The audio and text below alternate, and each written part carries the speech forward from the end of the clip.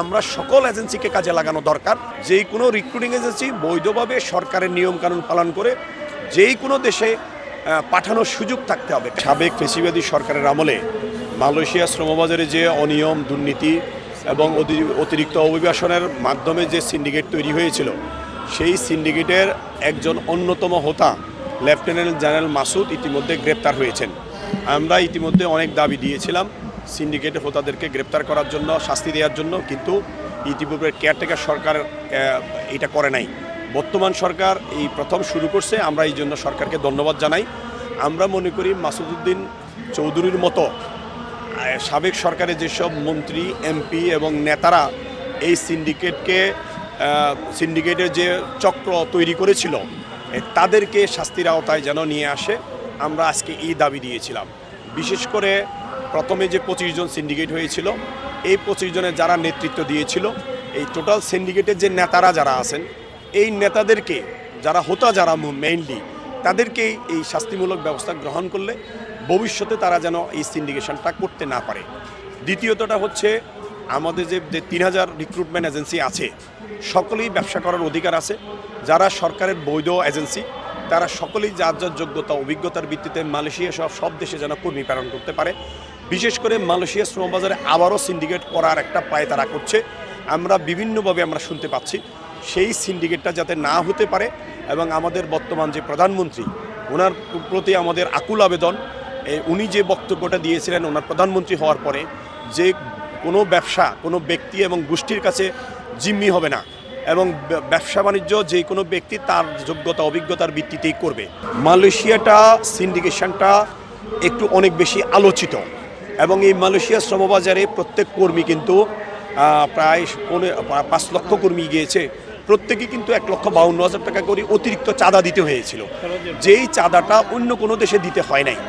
অনেক দেশে আবার কিছু রিক্রুটিং এজেন্সির লিমিটেশন আছে, বাট সেটা মালয়েশিয়ার মতো এরকম দুর্বিষহ অবস্থা ছিল না, সেখানে এরকম বঞ্চিত ছিল না। যারটা সেই চাইলে করতে পারে। যেমন আমরা জাপানের কথা বলি, জাপানে কিন্তু একটা লিমিটেশন আছে, 52 জন এখন এজেন্সি কাজ করে, কিন্তু চাইলে যে কোনো এজেন্সি সেখানে কিন্তু সম্পৃক্ত হইতে পারে, সেই সুযোগ তার আছে। কিন্তু মালয়েশিয়া কিন্তু এই সুযোগ ছিল না, সেই সুযোগটা বন্ধ করা ছিল এবং সেখানে একটা কর্মী পাঠাইতে এক এজেন্সি আরেক এজেন্সিকে চাঁদা দিতে হয়, কর্মীরা সিন্ডিকেটের হোতাদেরকে চাঁদা দিতে হয়েছিল। তো আমরা এই জন্য মালয়েশিয়াটাকে বেশি আমরা হাইলাইট করছি এবং অন্য দেশেও আমরা মনে করি কোনো লিমিটেশন যেন লাইসেন্সের থাকে না এবং কি বয়সেলস সহ সেখানে বয়সেলসেরও কোনো আধিপত্য থাকবে না। যেই কোনো রিক্রুটিং এজেন্সি বৈধভাবে সরকারের নিয়মকানুন পালন করে যেই কোনো দেশে পাঠানোর সুযোগ থাকতে হবে। কারণ আমাদের যে লাইসেন্সের যে বিধিবিধান, যে নিয়ম, সেই নিয়মগুলো কিন্তু সেখানে বলা নাই যে সুনির্দিষ্ট দেশে পাঠাইতে পারবে, কোনো দেশে পাঠাইতে পারবে না, এখানে কিন্তু বলা নাই।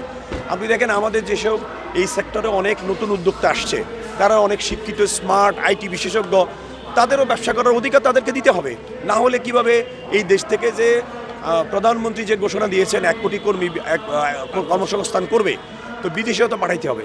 তো পাঠাইতে হইলে যে লিমিটেড কিছু লাইসেন্স যদি দেওয়া হয়, তাহলে তো তার ক্যাপাসিটি কম, তার সক্ষমতা কম। যত বেশি লাইসেন্সের মাধ্যমে কর্মী যাবে তার সক্ষমতা তত বেশি হবে। আপনি একটা ঘরের দরজা যত বেশি হবে, মানুষ তত দ্রুত বেরোতে পারবে আগুন লাগলে বা কোনো কিছু। কারণ একটা দরজা হলে তো সে বেরোতে পারবে না।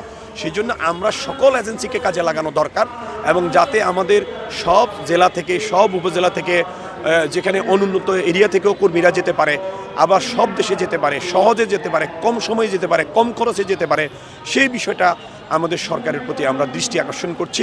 আমাদের প্রবাসীদের যে অধিকার এবং প্রবাসীদের যে এই দেশের অর্থনীতিতে যে কন্ট্রিবিউশন, আপনি জানেন প্রায় 32 বিলিয়ন ডলার এখন বাংলাদেশের অর্থনীতিতে প্রবাসীদের রিমিটেন্স আসে। এই প্রবাসীদেরকে আমরাই পাঠিয়েছি এবং আমাদের এই রিমিটেন্স যেন আরও বেশি উত্তরোত্তর বৃদ্ধি পায়, আমরা যেন আরও বেশি কর্মী পাঠাতে পারি, এই সেক্টরে যেন সুশৃঙ্খল পজিশন থাকে এবং কোনো অরাজকতা, অনিয়ম, দুর্নীতি এবং কোনো বিশেষ ব্যক্তির কাছে যেন শ্রমবাজারটা জিম্মি না হয়, সেই জন্য আমরা সরকারের কাছে আকুল আবেদন।